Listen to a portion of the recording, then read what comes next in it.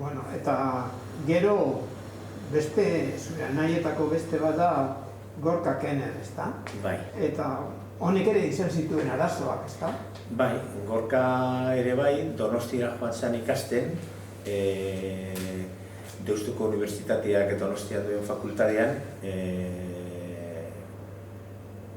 EUTG, Estudios Universitarios y Técnicos de Gipuzkoa ditzen zana garai hartan, eta bueno, hor zeuden fakultate batzuk be bai.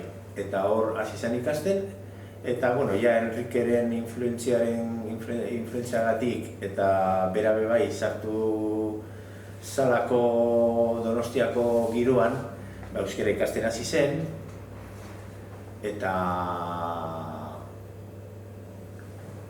hor, 1970an, maiatzaren bateko manifestazio batean atxilotu zuten, komisariatik pasatu zen, eta sartu zuten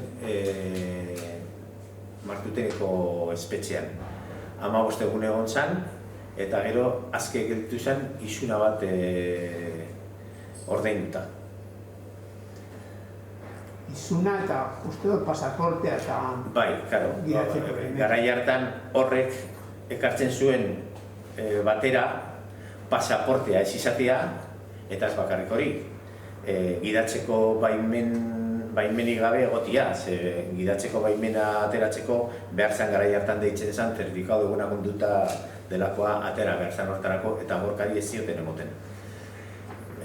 Eta Gorka kantatzen hasi zanien, urtetan, 76 urtera arte, txofer bat behar zuen kantatzen joateko edonora.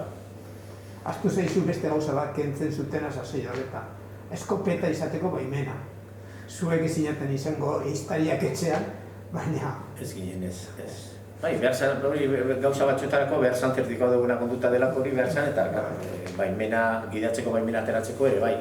Eta gara, Gorkak atera zuen, gainera, jorratzen naiz, atera zuela, eta lehenengo bidaia izan zen niri bizitatzea iparraldean. Iparraldean nengoela, etorri izan niri bizitatzen.